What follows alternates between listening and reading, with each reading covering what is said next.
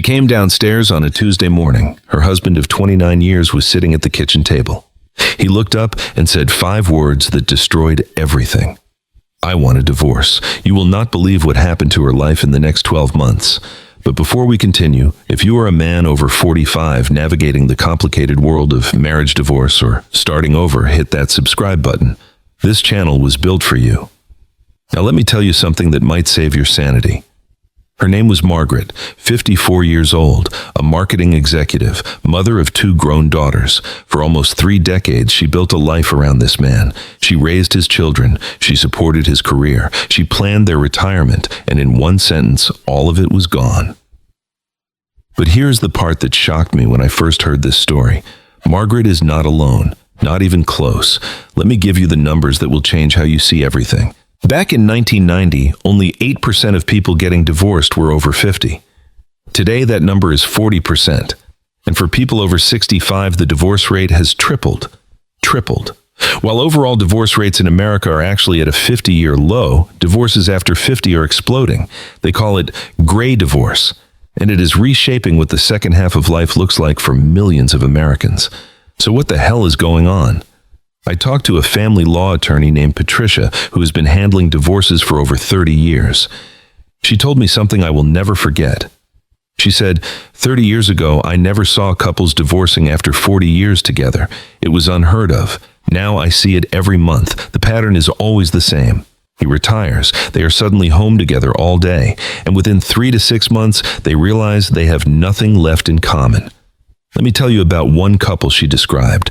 They met as teenagers. He worked day shifts. She worked night shifts. For 42 years, their schedules kept them apart. They raised 4 children. They paid off the house. They did everything right. Then he retired. And for the first time in 4 decades, they were in the same room all day. They were in a lawyer's office within 3 months. 3 months after 42 years. Think about that for a second. Their marriage survived because they never really had to be together. The moment they did, it fell apart. Now, here is where this gets complicated for men. Research shows that women file for divorce more often than men in gray divorce cases, and the reason is not what you might think. Women at 55 or 60 are looking at another 20 or 30 years of life. They are asking themselves a question that previous generations never asked. Do I want to spend those years with someone who no longer makes me happy? And increasingly, the answer is no. But here's the other side of that coin. Men often suffer more after gray divorce, and the data on this is brutal. Men have fewer close friendships. They are more likely to have relied on their wives as their only emotional confidant. They often do not realize how much invisible work their wives did until it is gone. They struggle to rebuild social connections, and they are more likely to experience depression and isolation. I spoke with a man named Douglas, 61 years old, retired engineer. His wife of 33 years told him she was leaving 2 years ago. Douglas said, "I did not see it coming. I thought we were fine. We had grandkids. We had plans. I thought we were going to grow old together. When she said she wanted out, I felt like the floor disappeared. Like everything I built was a lie." I asked Douglas what the hardest part was. He paused for a long time. Then he said, "The hardest part was not losing her. The hardest part was realizing I had no idea who I was without her. I was a husband. I was a father. I was a provider. Take those away and I didn't know what was left." Douglas is not alone in this. Millions of men over 50 are facing an identity crisis wrapped inside a divorce. They lose not just a spouse, but a sense of purpose. And here is what nobody tells you about grieving a marriage. It is not like grieving a death. In some ways, it is harder. Because the person is still alive. You might run into them at the grocery store. You will see them at your grandchildren's birthday parties. You will hear about their new life through your adult children. It is like being haunted by a ghost who is still breathing. One therapist I spoke with described it perfectly. She said, "Grief after divorce comes in waves. You think you're doing fine, and then you see something that reminds you of the life you had. A song, a restaurant, a photograph. And suddenly, you are back at day one." She also said something that gave me hope. She said, "Feelings are like weather systems. They blow in, they blow out. It is stormy, then it is sunny. That is what grief is like. You just have to learn to ride the weather instead of drowning in it." Now let me tell you what happened to Margaret, the woman who came downstairs to find her marriage ending.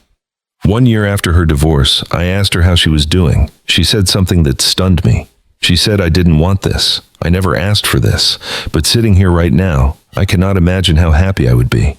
I spend time with my daughters. I have work I love. I have people around me who actually see me. For the first time in 30 years, I feel like I am living my own life instead of supporting someone else's." Her daughter was there when we talked. She said, "Watching my mom go through this was devastating at first. But the biggest silver lining was seeing her transform. She walks the talk now. We laugh more than we ever did. We are closer than we have ever been." Then she smiled and said, "Thanks, Dad." That line hit me harder than anything else in this story, because here's the truth about gray divorce. It destroys everything you built, and then it gives you a chance to build something real. Let me give you the roadmap for surviving this, whether you are going through it now or you see it coming. First, understand that grief is normal and necessary. Do not try to skip it. Do not numb it with alcohol or work or a new relationship. Feel it, process it, move through it. That is the only way out. Second, build your support network immediately. Men over 50 often have fewer close friends than women. That has to change. Find other men who have been through this. Join a group. Talk to a therapist. You cannot do this alone and you should not try. Third, do not rush to date. Give yourself at least a year to heal before you try to rebuild with someone new. The worst thing you can do is bring your unprocessed pain into a new relationship. Take the time. Do the work. Become whole again first. Fourth, reconnect with who you were before the marriage defined you. What did you love before you became a husband? What dreams did you set aside? What parts of yourself did you bury to keep the peace? Now is the time to dig them up. Fifth, accept that your relationship with your adult children may change. They are grieving too. They may take sides. They may pull away. Be patient. Be honest. Let them see you handle this with grace. That will matter more than you know. Sixth, get your practical life in order. Finances, housing, legal documents, health insurance. These things feel overwhelming when you are in emotional crisis, but handling them gives you a sense of control when everything else feels chaotic. Finally, remember that this is not the end of your story. It is the beginning of a different chapter, maybe even a better one. I know that is hard to believe when you are in the middle of it, when you are lying awake at 3 a.m. wondering how your life fell apart, when you are sitting in an empty house that used to be full of family, when you're trying to figure out who you are without the identity you carried for decades. But here is what I have learned from every man and woman who has been through this. The pain is temporary. The growth is permanent. You have already survived everything that tried to break you. Every disappointment, every betrayal, every moment you thought would destroy you. You are still here, still standing, still capable of building something new. Douglas, the engineer, I told you about earlier, called me 6 months ago, 2 years after his divorce. He said, "I'm not going to lie and say it was easy. It was the hardest thing I've ever done. But I'm happier now than I was in the last 10 years of my marriage. I just did not know it was possible."